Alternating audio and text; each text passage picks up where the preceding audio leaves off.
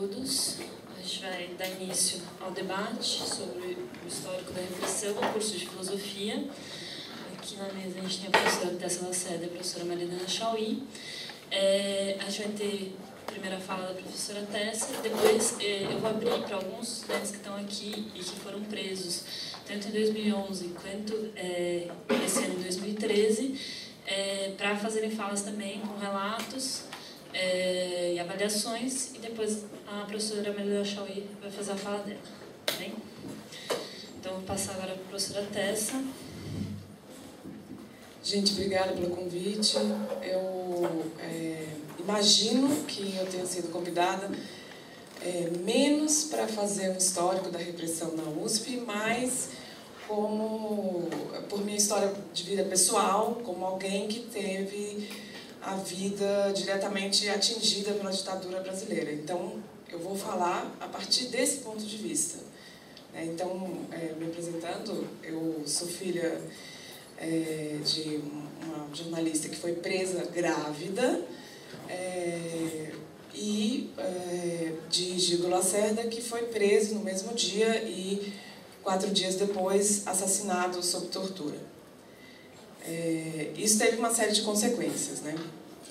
Mas eu pensei em comentar algumas coisas com vocês a partir desse ponto de vista. Eu acho que a primeira delas é que a questão da ditadura no Brasil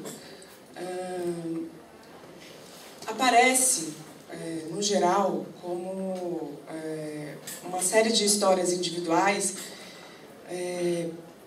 de famílias que tiveram suas vidas, algumas famílias despedaçadas, né? Mas essas famílias elas têm uma identidade em comum, ou seja, todos estavam lutando contra a tirania de um Estado ditatorial, né? E contra os desmandos desse Estado. Então, eu lembro, por exemplo, a questão dos atos institucionais que legalizavam esses desmandos, né? Particularmente o AI-5 de 68, que autorizava, que legalizava, entre aspas, a prisão arbitrária de qualquer pessoa, né? E aí eu fiquei pensando num paralelo com o que aconteceu com os nossos estudantes Inauê e João Vitor, né? Quais são hoje os instrumentos legais, entre aspas, que são usados para justificar a prisão, uma prisão arbitrária, né? Primeiro, o flagrante, forjado. Segundo, as acusações, como a acusação de formação de quadrilha, que eles foram acusados, que é um crime inafiançável, né? A ausência de outras testemunhas além dos próprios policiais que fizeram a prisão, né? Então, isso como um primeiro ponto. Uma outra questão que eu fiquei pensando é que o fato de se tratar, na ditadura brasileira, de histórias individuais, de vidas familiares particulares, então, não retira o caráter político dessas prisões, dessas mortes e tal. Então, assim como a prisão de 2 estudantes do Departamento de Filosofia não retira o caráter essencialmente político dessas prisões, né? Então, as pessoas falam, quer dizer, pensam, isso não é comigo, né? Não tem nada a ver comigo, isso aconteceu lá e tal. Isso sim, com todos nós, né? Isso o que aconteceu, não somente porque o que aconteceu com o João Vitor e o Inauê poderia ter acontecido com qualquer um de nós, mas porque mostra a arbitrariedade com que a polícia militar age, né? Quer dizer, uma prisão arbitrária, sem qualquer explicação convincente, e na qual o ônus da prova de inocência cabe à vítima, né? Então, a gente não é inocente até que se prove o contrário, mas tem que provar que é inocente. outro ponto que eu fiquei pensando que seria legal comentar com vocês por que é importante se falar sobre a ditadura brasileira. Primeiro, para desfazer certos mitos que existem em torno. Se a gente for pensar em termos de número no Brasil, são 317 mortos oficialmente. Comparando com a Argentina, por exemplo, que são mais de 3 mil, esse número aparentemente é pouco, né? Mas quantos foram presos? Quantos foram torturados? Quantos enlouqueceram? Né? Há certos mitos como, por exemplo, não se torturava a mulher grávida. Mentira, se torturava sim. Minha mãe estava grávida de mim quando foi presa e foi torturada. Não se prendia crianças. Mentira, se prendia sim. A gente tem colegas, um professor da Unifesp, colega nosso, que foi preso com 4 anos de idade. Então, uma série, acha-se, né, que havia uma certa, entre aspas, polidez ali no exercício da ditadura, e não. Não existia nenhum tipo de condescendência, digamos assim, com quem era dissidente do Estado, né? Então, eu acho que é preciso se desfazer a ambiguidade com que... eu acho que há uma ambiguidade, né, quando se trata desse assunto da ditadura. A primeira ambiguidade é que se trata de histórias individuais que não dizem respeito a qualquer um, porque não me interesso por esse assunto, não quero saber. Bom, o assunto é a história do Brasil. Então, a primeira ambiguidade que a gente tem que afastar é essa ideia de que se trata de uma meia dúzia de famílias revanchistas, e essa palavra revanchismo, né, é uma palavra que vem do discurso dos militares. Então a gente tem que afastar essa ideia de que se trata de uma meia dúzia de pessoas lá, revanchistas, que, enfim, para dar o devido lugar a esses fatos, né? Não importa que as pessoas aparentemente não tenham uma relação direta com os fatos que ocorreram na ditadura militar. O que importa é que a ditadura faz parte da história do Brasil, e nós estamos no Brasil hoje sofrendo ainda consequências desse tipo, do que aconteceu naquele período, né? Com essa ideia de que se trata de alguns revanchistas, né, parece que se produz de um lado, a criminalização das vítimas, e de outro, uma vitimização dos criminosos. Porque os militares se colocam assim: estávamos num Estado legal, de direito, e havia alguns ali que precisavam ser afastados, inimigos do Estado, né? Então, eu acho que para esclarecer esses fatos e afastar essa ambiguidade que paira ainda sobre esse assunto, é preciso, em primeiro lugar, abrir todos os arquivos que contêm as informações do poder militar, dos 3 poderes, sobre a luta contra a ditadura, sobre as pessoas mortas e assassinadas, presas, torturadas, enfim.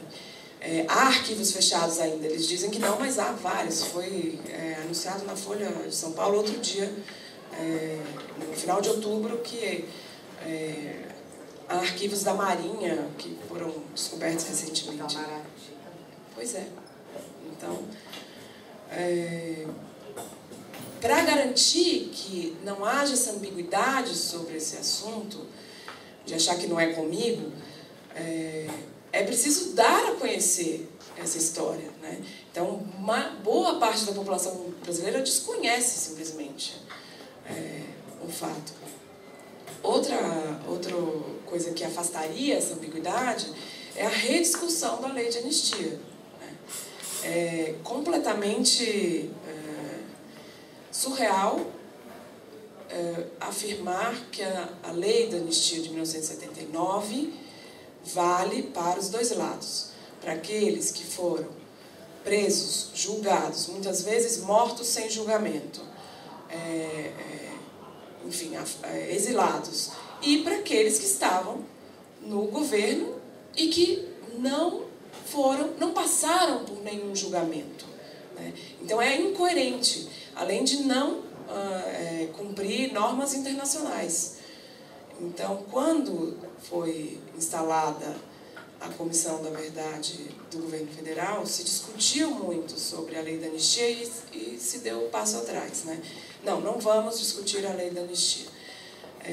Mas isso precisa ser discutido, né? Então, derivada da desinformação que há sobre esse período da nossa história, e essa desinformação que produz essa visão ambígua em relação à ditadura, né, resiste ainda um discurso que criminaliza as vítimas, né? Então, se lá, durante a ditadura militar, as pessoas que lutavam contra o regime ditatorial eram ditas terroristas, procurados, cuidado, denunciem terrorismo e tal. Hoje, o que se fala? Vândalos, baderneiros, quer dizer, ou tem que estar todo mundo preso mesmo, a polícia tem que estar no campus mesmo.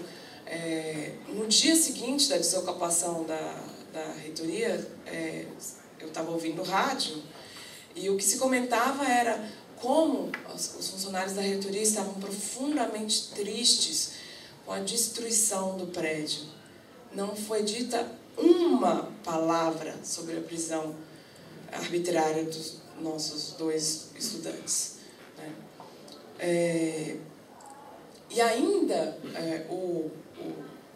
a pessoa que apresentava, o âncora que apresentava o programa de rádio, ainda perguntou, que é considerada uma pessoa mais de esquerda, ainda perguntava, mas não é por nada não, mas para que mesmo eleições diretas para reitor?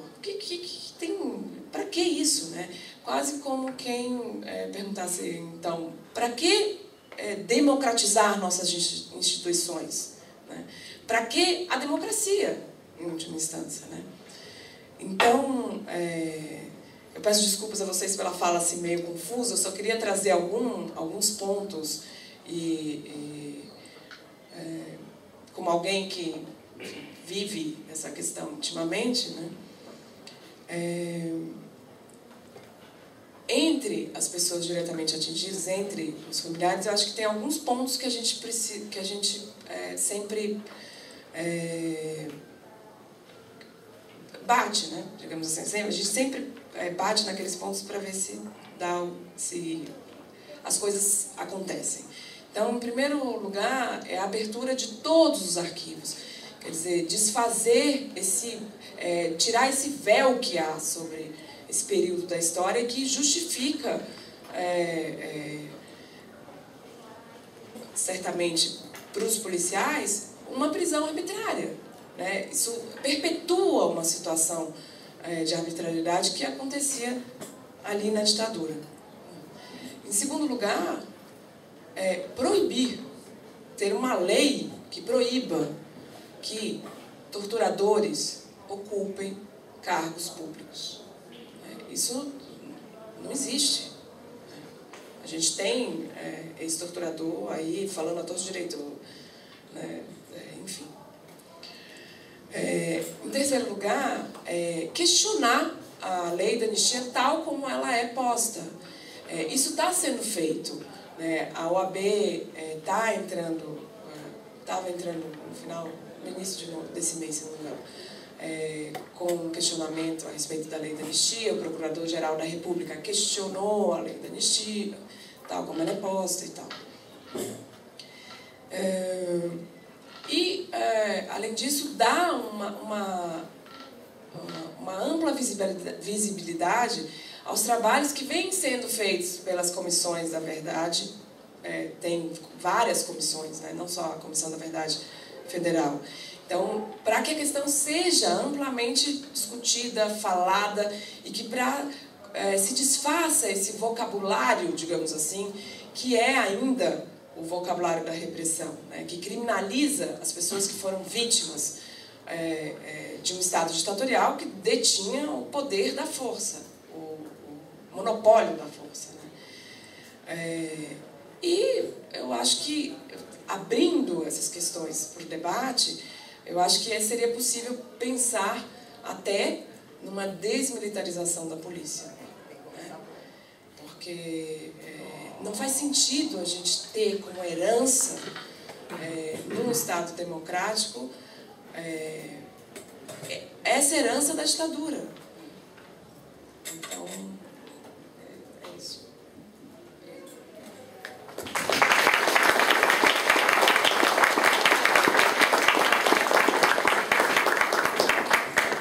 Obrigada, professora. Agora, a proposta era que alguns estudantes do curso que foram presos, né, nos últimos anos tivessem espaço para falar.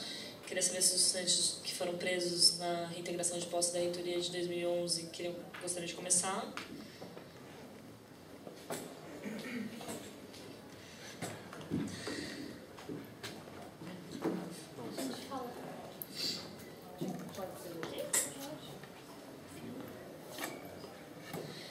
Deixa eu apresentar, essa é a Vânia, nossa colega de curso. Não sei se todo mundo conhece.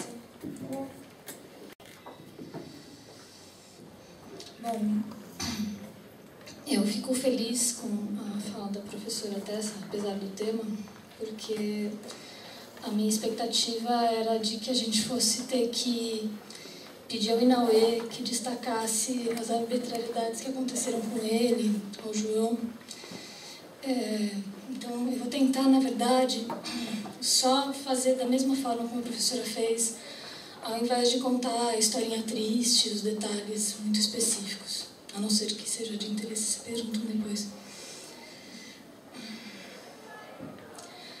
Eu acho que de todas as arbitrariedades que aconteceram de 8 de novembro de 2011 até hoje, lembrando que a data da prisão do Inauê e do João foi 3 dias depois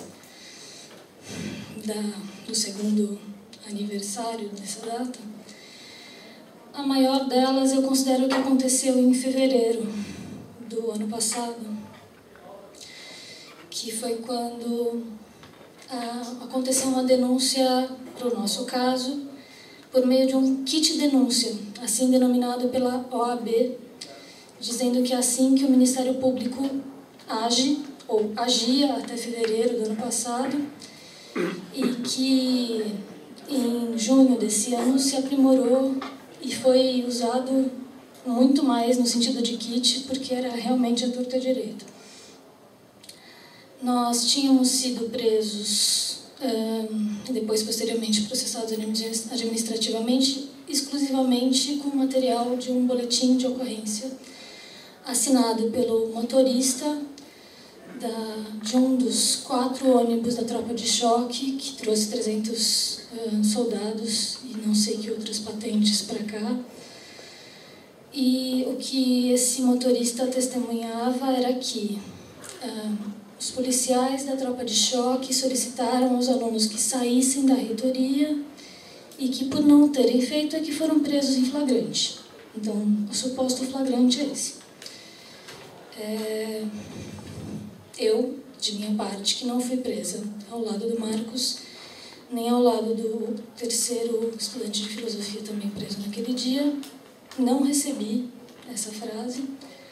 Além disso, perguntei por que estava sendo presa e a resposta que eu recebi foi: deite no chão, põe a mão na cabeça, com 4 pessoas com metralhadoras para as nossas cabeças.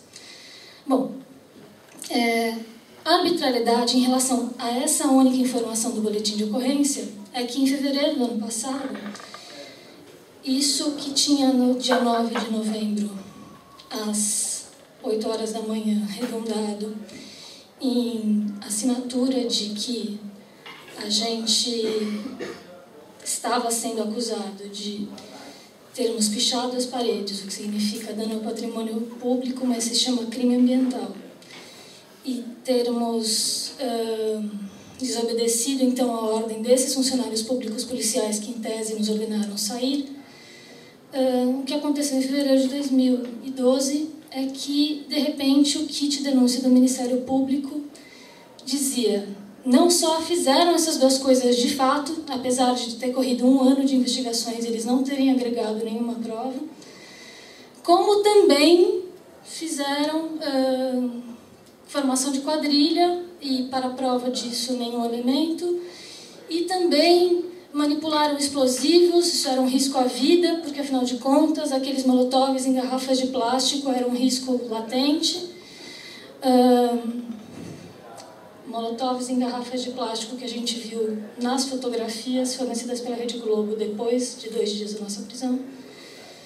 E, além disso, quinta acusação era um desdobramento. Assim, encontramos 0,1 miligrama de THC, assim que eles escrevem, né, de maconha, e então essas pessoas estavam portando drogas. Então, esse é o kit, né? São sempre essas 5 acusações. Essas acusações perduraram até 28 de maio de 2013, e as pessoas talvez tenham a informação um pouco imprecisa de que em 28 de maio isso acabou. E a gente está aqui hoje porque, apesar da colaboração de alguns depoimentos de alguns professores durante o processo administrativo interno, apesar de a gente ter sido punido com expulsão, desculpe, falha minha, suspensão, apesar dessas coisas, acabei já. Apesar dessas coisas, o que aconteceu de fato no dia 28 de maio foi que o juiz da Barra Funda disse: essas 5 denúncias, da forma como estão redigidas, porque foi redigido por meio de um kit, e por kit o que a OAB quer dizer é o seguinte: ele já tem no computador formatado, ele só preenche os nomes e os RGs e manda imprimir, né? Por causa de como estava redigido mal, não há como se sustentar isso. E aí depois ele diz: além disso, é importante observar que os movimentos sociais se organizam e que isso não é confundível com uma quadrilha. É assim que ele nega. A questão é, o Ministério Público, uma semana depois, apresentou recurso de: desculpa, então tá, então a gente só recorre dos outros 2 crimes que eles tinham assinado, e até hoje isso não andou. Então, de fato, a gente ainda está acusado dos mesmos 2 crimes do dia 9 de novembro de 2011. É isso. Bom, na minha fala, eu vou tentar fazer um histórico da minha experiência no movimento estudantil. Começa em 2007 com a ocupação da reitoria, mas a questão que a gente está discutindo hoje, eu acho que tem mais a ver com aquele dia que a polícia veio perseguindo os estudantes do P1 até a FEFELET, em 2009, e houve bomba de gás e tudo. E estava naquele dia também, e aquele ano foi marcante porque tivemos a questão da entrada da polícia no campus, e sendo autorizada pelo reitor, e desde aquele momento o movimento estudantil já estava, ou pelo menos parte dele, consciente do que significava a polícia no campus, né? E isso é bastante relevante, porque a polícia no campus, né, representava uma perda de liberdade enorme, tanto de manifestação quanto de outras formas de expressão. E 2009 foi um ano em que houve essa manifestação, a gente não teve muita vitória.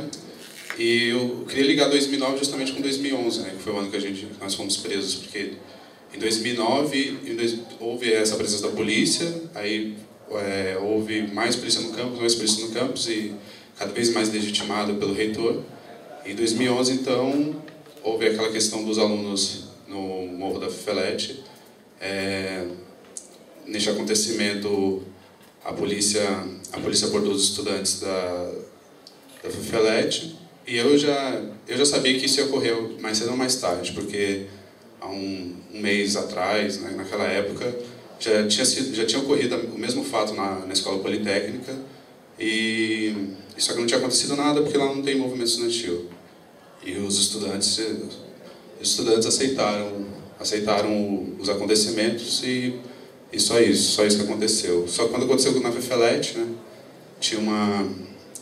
tinham pessoas sensibilizadas com essa situação, e isso levou justamente a uma assembleia, levou à ocupação da administração da Fifelete, e depois levou à ocupação da reitoria. Na minha prisão, o que eu poderia dizer é que, independente das consequências do processo, independente do fato de eu ter alguns problemas judiciais com isso, ou ter gastado dinheiro, ou qualquer outra coisa do tipo levado a uma suspensão, é que o que me colocou no movimento estudantil o tempo todo foi justamente certos princípios, uma certa vontade de percepção do que é viver nessa sociedade, né? E do que é estar no movimento estudantil. O que significa ser jovem nessa sociedade, né? E é por isso mesmo que eu vejo que as pessoas que se envolvem com o movimento estudantil e às vezes são taxadas de serem radicais, na minha opinião, eu repito, eu acho que são, na verdade, pessoas muito sensíveis. São pessoas que percebem que a existência está sendo consumida a todo tempo. Consumida a todo tempo por várias ações, tanto no sentido do capitalismo, da opressão do capitalismo ou da opressão da polícia, né? O que eu queria dizer também faz parte um pouco... Queria citar um trecho de uma música da Legião Urbana sobre a ditadura militar, que eu acho bastante bonito. Que fala assim: abra os olhos e o coração, estejamos alerta, que o terror continua, só mudou de cheiro e de uniforme. Então, eu acredito que hoje, quando a gente liga a televisão e tem um programa fascista a favor da polícia, que faz com que a população, transbordada na sua ignorância, legitime e se veja representada em todo o sangue que aparece na televisão. Como se a população tivesse anseio por sangue, anseio por violência. E isso se reflete nas nossas instituições, isso se reflete na polícia que temos, se reflete em vários lugares. E o que eu coloco é até quando vamos conseguir viver nessa sociedade violenta, entendeu? Só esse o questionamento que eu coloco.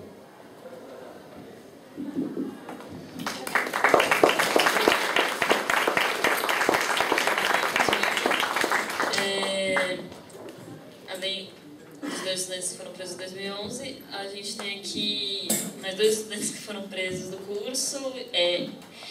Em 2013, o André, que foi preso num ato em 15 de outubro, um ato que aconteceu durante a greve, em apoio às manifestações dos professores do Rio, e o Inauê, que foi preso na última reintegração de posse. Aí eu vou abrir o microfone também para eles falarem e tal.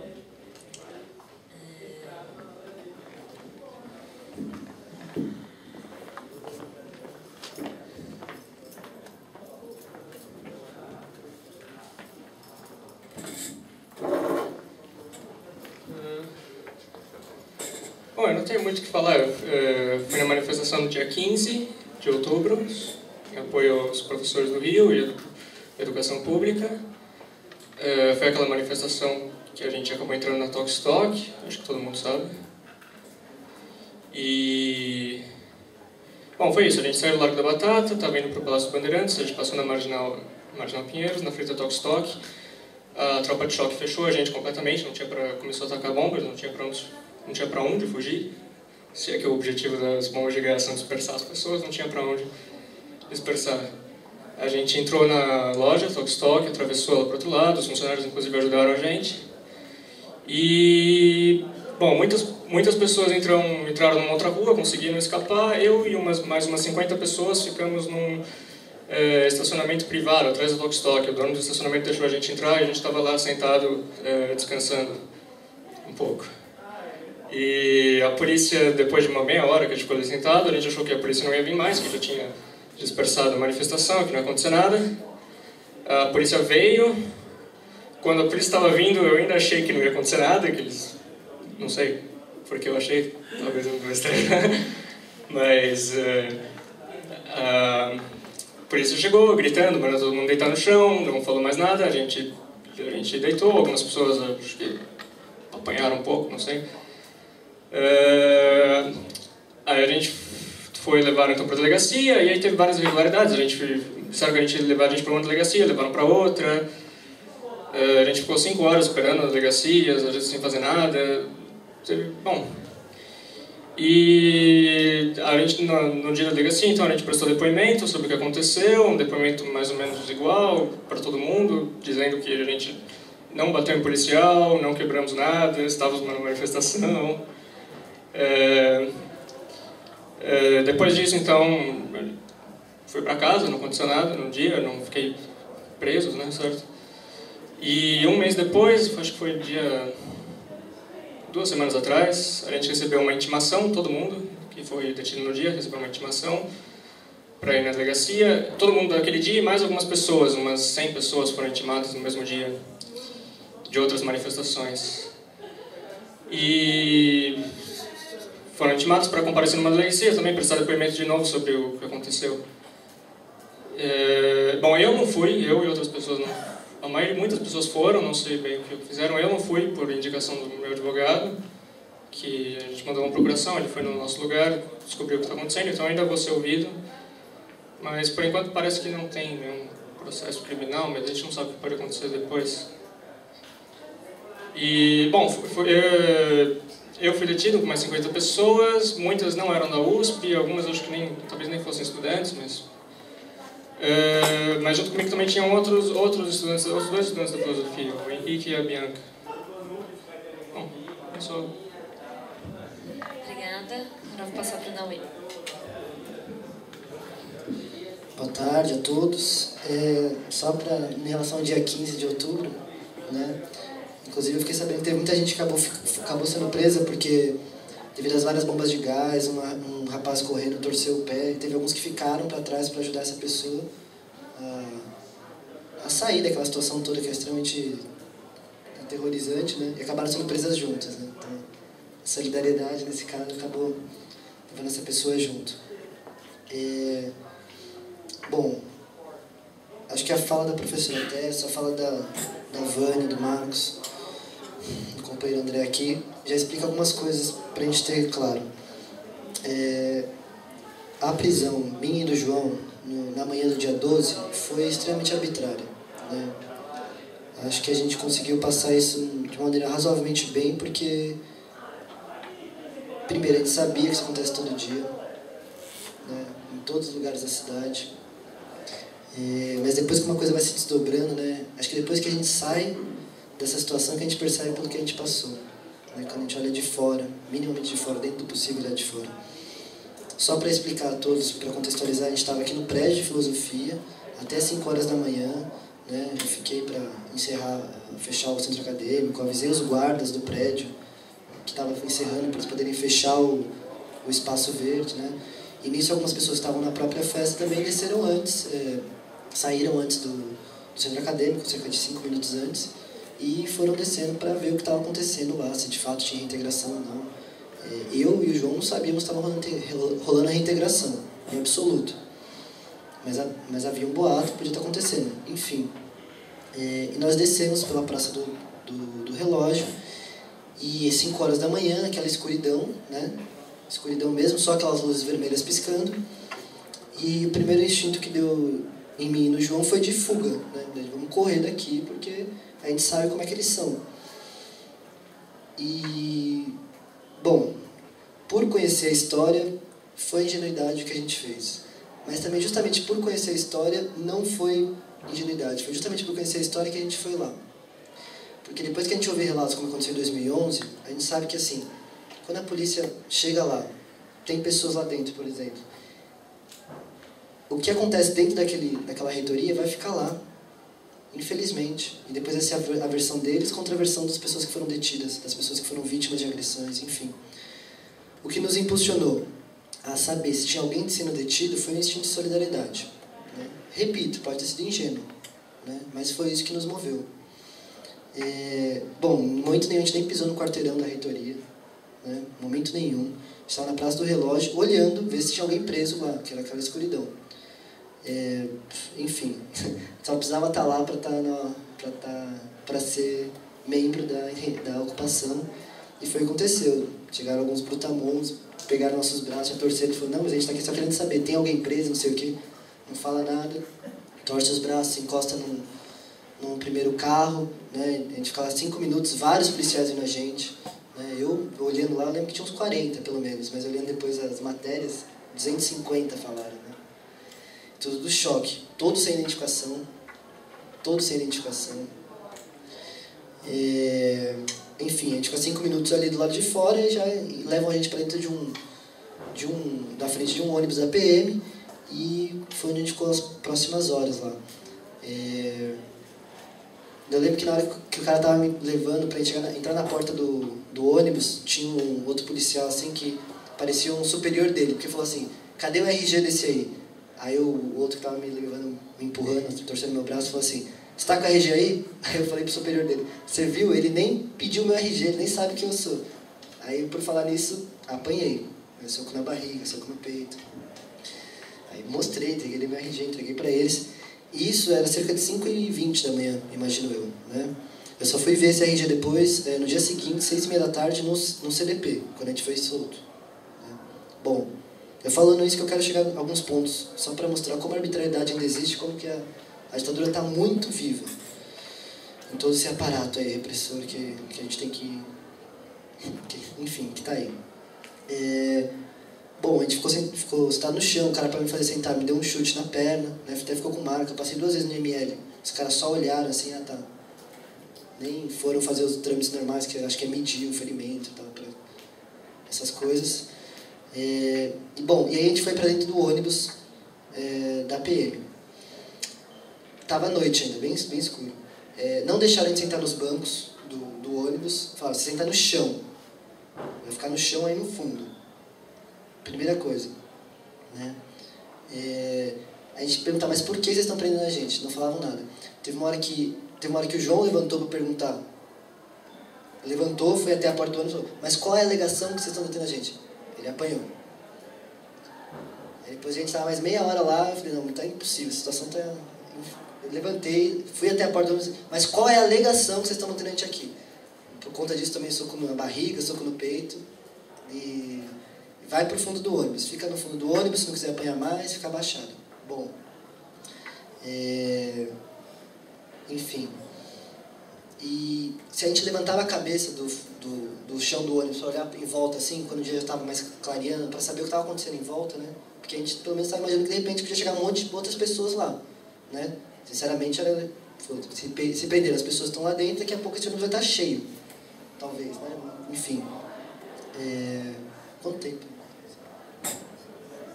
Eu vou tentar ser mais breve, mas acho importante a título de registro. Enfim, e aí não aparecia ninguém, né? E se a gente levantava a cabeça e olhava para o lado de fora, e um deles via, que estava em volta do ônibus, já vinha correndo para dentro e falava: fica abaixado, vagabundo, fica abaixado se não quiser apanhar mais. Né? Eu acreditei que era só o modus operandi básico dos policiais. Depois eu vinha saber que eles estavam escondendo a gente. Né? Então, tudo isso vai se somando à questão. Né? Então, só para sumarizar, esse momento, eles não deram voz de prisão para a gente em nenhum momento. Se a gente perguntava por que estava sendo detido, a gente apanhava. Todos eles estavam sem identificação, mas até vira clichê, né? E a gente ficou no fundo do ônibus, no chão. Né? E aí depois eu fiquei sabendo que às 8h42 da manhã, o Twitter da PM solta uma nota falando assim, informamos que na reintegração de posse da reitoria da USP, ao contrário do que vem sendo dito, não há ninguém detido. Né? Aí tem um outro post umas 5 horas depois, falando assim, então quem são Inauê, João Vitor, que estão no 91 DP? Né? E assim, é assustador. Não deixaram de fazer nenhuma ligação, no momento nenhum. Todas essas coisas. Bom, em determinado momento do dia, acredito que foi depois que a mídia foi embora, tiraram a gente do ônibus, algemaram a gente e levaram a gente até um camburão. A gente foi na parte de trás de um camburão e foi até o 93. A gente chegou a passar pelo 91, o carro ficou uns 10 minutos parado lá, mas depois foi até o 93 e a gente ficou lá. Quando a gente chega na delegacia e pergunta, mas qual é a alegação que vocês estão mantendo a gente aqui? Aí, mais uma vez, espera aí, o delegado vai vir daqui a pouco falar com vocês. Nisso a gente ficou umas 2 horas sem saber por que a gente estava lá detido. Né?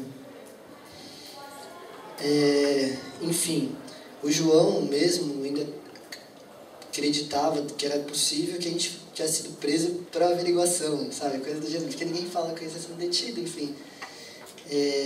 Tentou, dentro do possível, acelerar todo o procedimento. Eu esqueci uma coisa que eu acho que vale a pena contar. Antes da gente, de fato, vir ver se tinha alguém preso, a gente jogou nossas malas nossas mochilas na Praça do Relógio. Foi através delas que alguns amigos nossos que estavam na festa depois viram nossas malas e falaram, pô, eles estão sumidos, cadê eles? Espalharam um boato, enfim. E foi por isso que advogados chegaram até nós às 10 horas da manhã. Por isso. Por causa que a gente jogou nossas malas no chão. E aí o que eu queria falar é que a gente tem que, dentro do possível, amenizar essas histórias todas. O João estava preocupado, em tese, com alguns livros que ele tinha na biblioteca e ele tinha que devolver. Estava com medo de perder os livros. Né? Enfim, só para ver o nível assim Bom, e aí 10h30 os advogados chegaram, acho que era mais ou menos 10h30. Foram eles que nos falaram que a gente estava sendo acusado. Foram eles. Olha que contraditório, né? E aí eles falaram, vocês estão sendo acusados de depredação ao patrimônio público, furto qualificado, porque a versão deles é que eles pegaram vocês saindo de dentro da reitoria com um computador, e formação de quadrilha. Bom, nessa hora que a gente soube disso, né, e falou assim, vocês vão ter que fazer o depoimento de vocês agora, tipo, você coloca aí, fica com a cabeça boa, tranquiliza aí, que vocês vão ter que depor agora. Né? Bom, nessa hora eu e o João ficamos assim, né? Nossa energia baixou, mas vamos lá, vamos encarar. Uma coisa que foi muito importante pra gente foi saber que tinha muitas pessoas lá de fora. Então a solidariedade que prestaram a gente ajudou a gente a enfrentar todo esse momento, essa história, né, da melhor maneira possível. Né? Enfim, o professor Milton foi lá, né? Inclusive, logo depois que eu saí do depoimento, eu vi ele, assim, conversou comigo enquanto a gente estava descendo as escadas, eu estava sendo conduzido de volta à cela. Enfim, dá pra falar muitas coisas, assim, vários detalhezinhos, assim, que tornam a situação... Mas que nem a Vânia falou, não vamos ficar nos detalhes, porque senão a historinha é triste. E acho que se a gente pode tirar uma coisa disso, é para além da individualidade da situação, né? Saber que esse modus operandi acontece. Se tem uma coisa que a gente pode tirar, de repente, de bom do que aconteceu, é saber que essa arbitrariedade pode acontecer com qualquer um. De repente, até um professor que estivesse passando por lá poderia ser pego simplesmente por estar querendo saber se tinha pessoas detidas. E, bom, aí teve esse kit de denúncia, que inclui formação de quadrilha. Por causa da formação de quadrilha, a gente não pôde pagar fiança para sair, né? Foi para outra alçada. Depois a gente ficou sabendo que o delegado demorou pra caramba para enviar os papéis para o fórum, o que fez com que a gente passasse uma noite no DP e na manhã seguinte fosse transferido ao CDP. Né? E aí eu queria falar só mais 2 coisas, tá? Prometo que eu já encerro. Quando a gente estava sendo transferido para o CDP, a gente foi colocado com outros detentos. À noite a gente passou numa cela só eu e o João. Eles foram extremamente solidários com a gente. Eles perguntaram, mas por que vocês estão aqui? Qual que é? A gente contou a história. Eles foram extremamente solidários. Eles perceberam a armação. Falaram, vocês não... Fica tranquilo, ninguém vai mexer com vocês, vão sair o quanto antes. Eles mesmos fizeram um trabalho de acalmar a gente, em vários aspectos. E no momento lá que a gente estava quase para ser transferido do 91 pro CDP, aconteceu um problema lá no camburão, né? Eu acho que o pneu furou lá. E aí os policiais ficaram muito bravos, acharam que tinha sido alguém ali do lado de fora que tinha feito isso, enfim.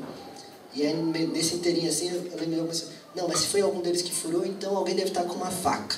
Tem que botar todo mundo numa parede lá e revistar todo mundo. Aí um outro respondeu para esse primeiro policial, falou assim, então faz você isso. Eu não. Tem que chamar o choque para fazer isso. Então chama você. O cara falou de novo, eu não. Né? E aí depois esse mesmo policial, andando de um lado para o outro, assim, quando esperava, falou assim, que saudade eu tenho da ditadura. Né? Enfim. E aí a gente foi transferido, por causa da nossa auto-periculosidade, né? Teve que vir um outro camburão com alguns policiais do GOI, né? Porque realmente... E aí uma amiga minha, agora para encerrar, falou, nossa, não, mas eu vi umas fotos suas quando você estava sendo transferido e você estava bem perfil Fefeleche, cabeludo, com barba grande, né? Parece que estava na cara que era o estereótipo de alguém que estava na ocupação, né? E aí, só para concluir, então, não foi à toa que eles cortaram nossos cabelos, porque quando eles cortaram nossos cabelos no CDP, a gente tinha falado cerca de 2 horas antes com o advogado que tinha ido até lá e com o deputado de análise também que tinha ido até lá. Eles já tinham falado pra gente, ó, em breve, daqui a pouco, sai o alvará de vocês. Se não sair o relaxamento flagrante, sai pelo menos com liberdade provisória. Então, assim, já era questão de horas, né? Os próprios detentos falaram, não precisa cortar o cabelo, vocês vão embora daqui a pouco, não corta o cabelo. E aí uma hora os funcionários lá da penitenciária chamaram a gente numa sala assim e falaram assim, então, vocês vão ter que cortar o cabelo sim. Eu falei, mas por quê, né? Ele falou, se você não cortar, os detentos vão achar ruim. Aí eu já tinha conversado com eles, né? Ele falou assim, mas e se eles não acharem ruim? E se eles falarem tudo bem? Não, então aí a gente vai obrigar vocês a cortarem porque senão isso aqui vai vir a casa da mãe Joana. Então, acho que só para concluir, só para relato mesmo, né? Eles tentam o tempo todo jogar uns contra os outros, os detentos uns contra os outros. E na hora que a gente foi transferido do CDP, do 91 para o CDP, foi uma das horas mais chatas, né, nesse sentido, para falar o mínimo, porque a gente estava ali conversando com os caras, conhecendo a história de cada um, tipo, vários iam passar lá alguns anos no CDP, a gente sabia que ia passar, ainda que mal, alguns dias apenas. Acabou sendo só algumas horas, ainda bem, mas enfim, a gente sabia que a gente estava na pior situação ali, né? E aí, na hora que a gente foi ser transferido, depois que chegou o camburão, com os caras do GOI, chegou um outro policial, um policial civil nessa hora, para ver que não está só na polícia militar, né? A lógica permeia vários lados da instituição. E aí falou assim, quem aqui que é da USP? Ele estava 16, aí levantou eu e o João, somos nós dois. E aí ele falou assim, é o seguinte, botando o dedo aqui assim na nossa cara, vocês são bandidos, vocês são criminosos. Não vem falar que vocês são estudantes porque vocês não são, vocês são bandidos. Tem um monte de gente lá fora e eu não quero ter problema com elas. Então vocês vão sair daqui, de cabeça baixa, com a mão para trás. Se eu tiver qualquer problema com vocês, qualquer problema, quando a gente chegar lá no CDP, vai todo mundo que está aqui nessa sala apanhar. Vocês estão entendendo? Vai todo mundo. Então assim, se a gente criasse qualquer problema ali, supondo, né, que fosse nossa atenção, a gente apanharia primeiro dos policiais, quando chegasse lá, e depois dos detentos por ter feito todo mundo apanhar. É lógico que a gente não fez isso, né? Lógico que a gente... Beleza, então é isso, né? É assim que está a correlação de força. Então, a gente abaixa a cabeça, olha para as pessoas, agradece o apoio, mas vai direto pro camburão, porque é isso, os caras estão... E aí o Marcos que citou Legião, você está também. Sabe que... A coisa que mais doeu, assim, tipo, depois de tudo, foi ver o quanto as pessoas estavam aqui fora sofreram, minimamente, assim, tipo, pra falar o mínimo, né, tipo, minha mãe, meus amigos, eu pensei que o pessoal, tipo, nem dormiu, se a gente não dormiu, o pessoal aqui fora também não dormiu, e fala que, tem um amigo que é recente ainda, que falou, que quando viu saindo do CDP com a cabeça raspada, ele falou que ele chorou, né? Ele falou que foi muito forte pra ele, e isso que dói mais, né, magoar as pessoas que a gente gosta, é isso que dói mais. E aí, só pra... Depois de tudo isso, não vou deixar me embrutecer, eu acredito nos meus ideais, podem até maltratar o meu pobre coração, mas meu espírito ninguém vai conseguir quebrar. É isso. Obrigado.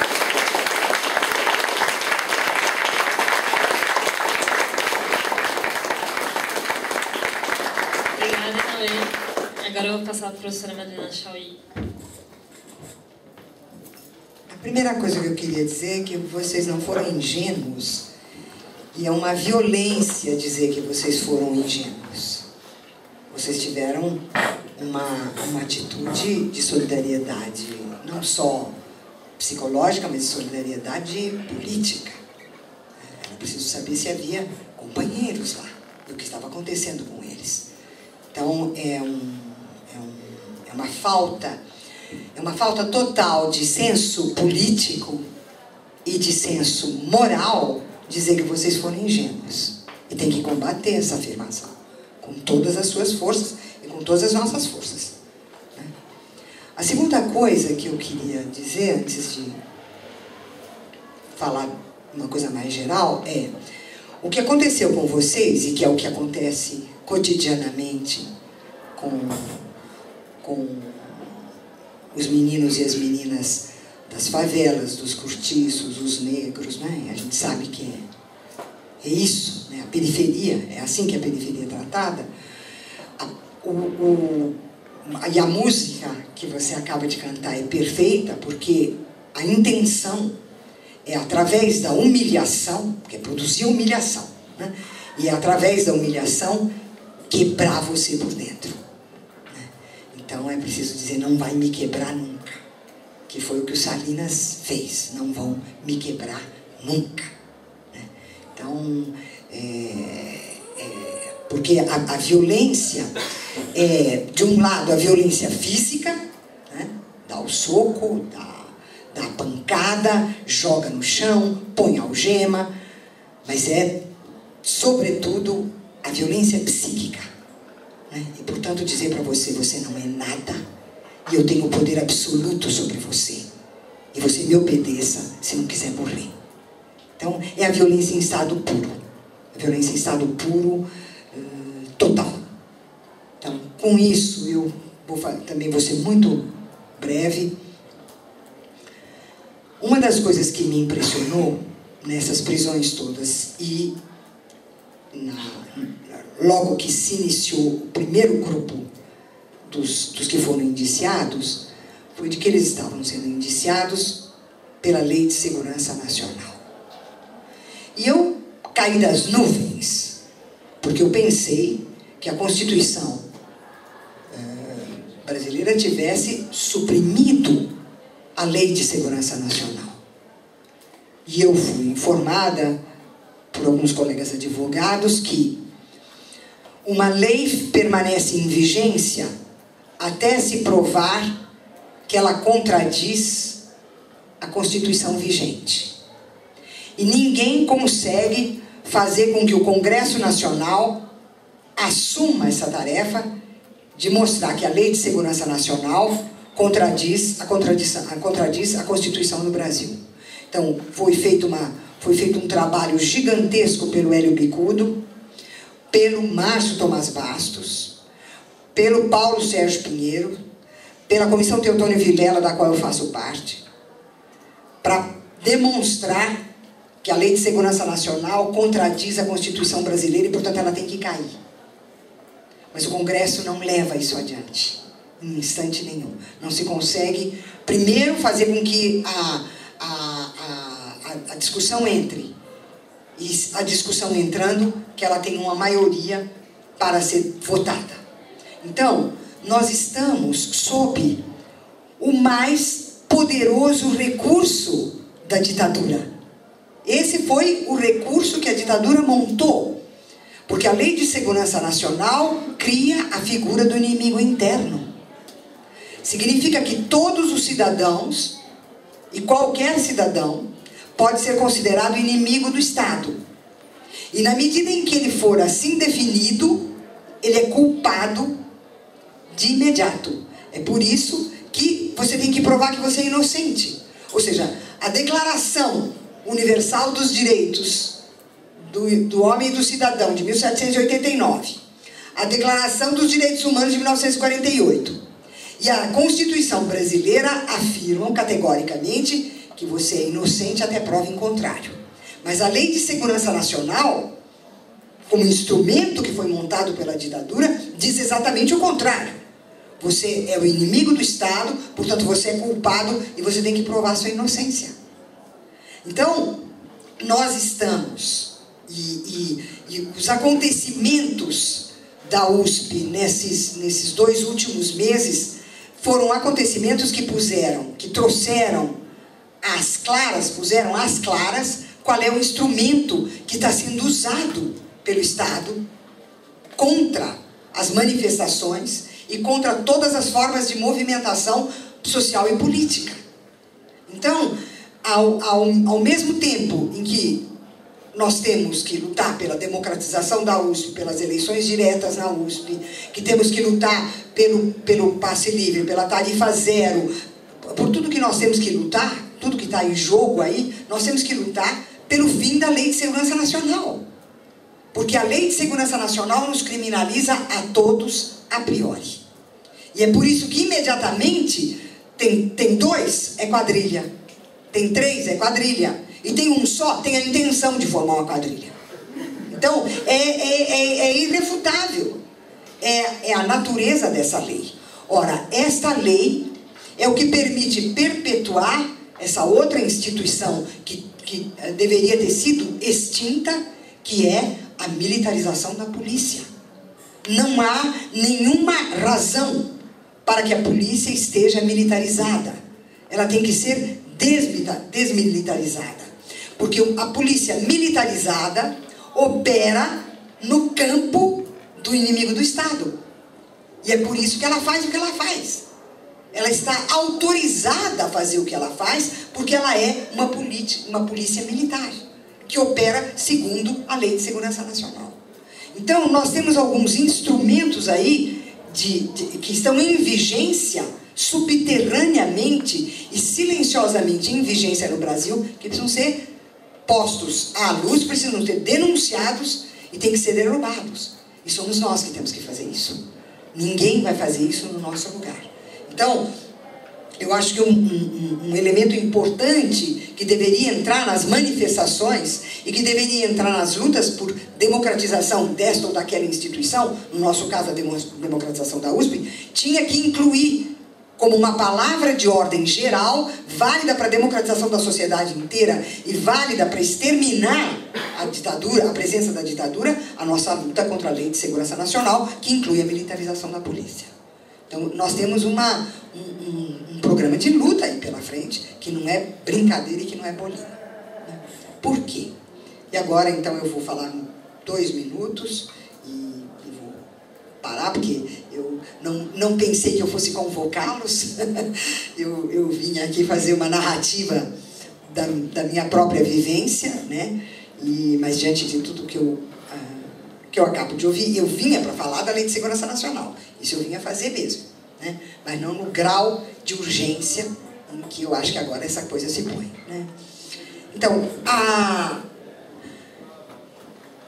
USP do ato institucional número 5, em primeiro lugar, para nós, a FEFELESH, foi o momento em que nós fomos expulsos da Maria Antônia e caímos aqui, né? E caímos nos barracos aqui. Hoje está tudo urbanizado. Vocês fazem parte da cidade novamente, né? Uma cidade periférica, mas é uma cidade. Quando nós viemos para cá, e quando isso aqui começou a funcionar, era a periferia da periferia, ou seja, não havia nada, rigorosamente nada. Havia, e não estava tudo construído. Havia um edifício aqui, outro edifício lá, era uma mataria, era um matagal, tudo escuro e tudo isolado. Então, nós viemos de uma experiência em que a Faculdade de Filosofia, Ciências e Letras, que incluía, portanto, a FEFELESH e mais, as ciências, a física, a química, a matemática, a biologia, tudo isso formava a faculdade. E mais, a economia, a administração, tudo isso funcionava junto e operava junto. Então, o que a reforma universitária fez e o que a nossa expulsão fez foi nos dividir divide para poder reinar, né? Nos dividiu, nos separou, nos isolou e colocou cada um de nós em cantos onde nós não tínhamos mais a possibilidade de comunicação. Então, nos enfraqueceu através da arquitetura. Foi usando a arquitetura, foi usando a maneira pela qual os edifícios foram localizados e separados, que nós fomos esfacelados, fragmentados e divididos. Ou seja, foi produzido um espaço de enfraquecimento político. Além disso, esse espaço, vocês devem ter prestado atenção que são poucas as linhas retas nas ruas da USP. O que predominam são as rotatórias e as linhas curvas. Isso foi feito porque o que se dizia é, entra o tanque e eles vão ter maior velocidade, ou correndo, ou de bicicleta, ou de carro, para fugir. Então as ruas têm que ter uma configuração que impeça a fuga rápida, que dê tempo do camburão, do caminhão ou do tanque alcançar. Então, a cidade universitária foi pensada como um campo de guerra. É dentro dela que nós estamos. E é esse campo de guerra que foi montado para permitir também a nossa repressão. Então, como era naquele tempo? Naquele tempo era assim. Nas salas de aula, havia estudantes, caracterizadamente como estudantes. Era o tempo em que iam começar os hippies, então eles já estavam de cabelo comprido, estavam de barba, a calça de boca de sino, estavam perfeitamente a caráter. E eles eram policiais do DOI-CODE e do DOPS e da UPA, no meio dos estudantes e vindo assistir às aulas. Nas salas de cada professor, nas salas dos professores, tinha escuta. No cafezinho tinha escuta. Na sala da congregação, do conselho universitário, onde você fosse, tinha escuta. Você era vigiado o tempo todo. Os policiais, a paisana normalmente, mas com frequência, passeando pelo campus, os policiais armados, com metralhadoras, era o exército mesmo, que estava ali. Né? No cotidiano, como era? Você vinha, mas você não sabia se ia voltar para casa. Você não tinha nenhuma segurança de que acontecesse sem você fazer nada, mas porque poderia ter havido a suspeita de que talvez você pudesse, você era levado embora, você sumia. Então você chegava muitas vezes na classe e você via, o fulano não está aí, a fulana também não está aí. E você se perguntava, foi preso? Está sendo torturado? Está morto? Desapareceu? Se exilou? Fugiu e se exilou? Onde está? Então, você não sabia o que iam ser as suas próximas horas, se você ia estar livre ou preso, vivo ou morto. E você não sabia o que tinha acontecido com os alunos. E depois você ia no cafezinho e não sabia o que tinha acontecido com colegas, porque eles não estavam lá. Né?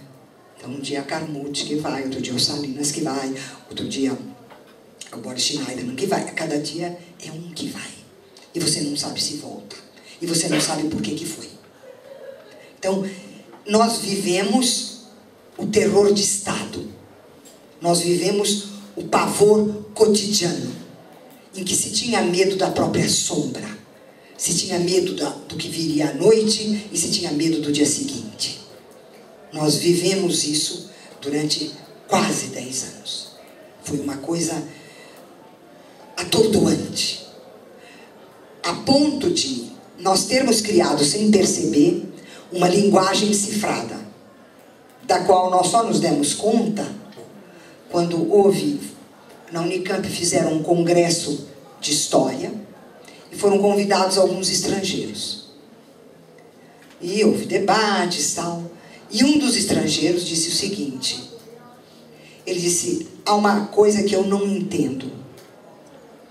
Vocês debatem, discutem, alguns vocês se põem de acordo, vocês estão em confronto de ideias, e eu não entendo uma única palavra palavra do que vocês estão dizendo.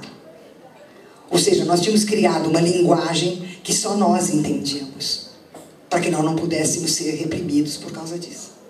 Houve um dialeto novo que se criou no meio universitário como forma de proteção. A outra coisa que havia, né, havia aqui, havia nas federais, dentro da reitoria. Bom, o reitor, evidentemente, era nomeado pelos militares. Então, já sabemos o que isso queria dizer.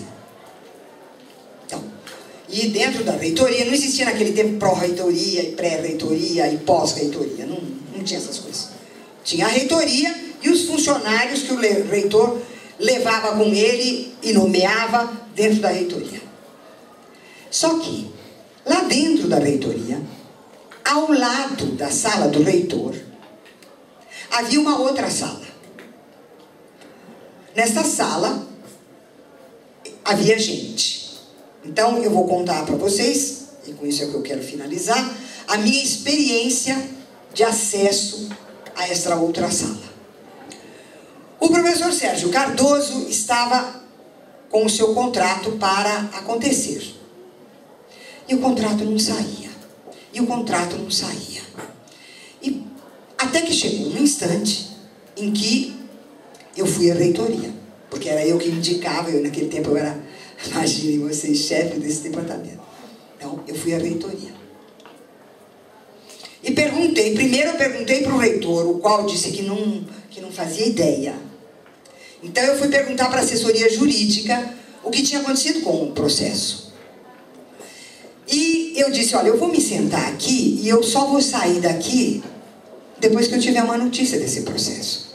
Porque faz meses que nós estamos esperando. Aí abriu-se uma porta e um senhor, muito elegante, muito bem vestido, disse para mim, professora, tenha bondade. Então, eu fui levada para uma sala e havia processos ali. Então, ele disse, olha, o caso do seu professor é que ele esteve no congresso de Ibiúna, então, o processo, a senhora sabe, todos os processos da USP passam primeiro pelo DOPS e pelo DOI-CODE e pelo OBAN. Qualquer processo de aluno, de professor, seja o que for. Só depois de aprovado lá é que se aprova aqui. E o desse professor, eu acabo de receber, e o DOPS, o DOI-CODE e a OBAN se manifestaram. Está escrito aqui a lápis em cima do processo dele, todas as proibições para ele ser contratado. Mas se a senhora quiser, eu posso conversar com o professor e explicar para ele. Bom, aí eu vim buscar o professor Sérgio Cardoso. Nós vamos lá. Aí o cara deu toda essa explicação e disse, primeiro, eu sei que o senhor não era um tubarão. Eu sei que o senhor era um lambari lá. E que o senhor não estava mal intencionado. Mas isso está aqui. E estou vendo que o senhor é uma pessoa séria. O senhor não tem cabelão, não tem barba, o senhor está bem vestido, barbeado, cabelo cortado. Estou vendo que o senhor é uma pessoa séria. Eu vou ver o que posso fazer pelo senhor, professor. E professora, a senhora fique mais ou menos tranquila, eu vou ver o que posso fazer pelo professor, porque estou vendo que é uma pessoa séria. Aí nós nos levantamos e ele disse, eu queria lhes dizer que essa sala não existe, eu não existo, e nós nunca conversamos. E nos colocou para fora. Era este sujeito, que era um militar, que decidia o que se passava aqui. O reitor só assinava embaixo. Então, quando a gente fala de democratização da USP e eleição direta para reitor, a gente não está falando só desse reitor que está aí, porque o governador põe ele e porque o conselho universitário põe ele lá. Nós estamos falando de uma prática que permitiu o controle da USP pela ditadura. E é por isso que, ao mesmo tempo que nós vamos lutar contra a Lei de Segurança Nacional, que nós vamos lutar contra a militarização da polícia e que nós vamos lutar pela eleição direta de reitor, nós temos que garantir que essa luta não é uma luta para nós sermos iguais às outras universidades, nem porque nós queremos eleição direta porque a gente acha bonito, é porque com isso nós vamos quebrar a maneira pela qual a ditadura determinou o modo de gestão da universidade. Obrigada.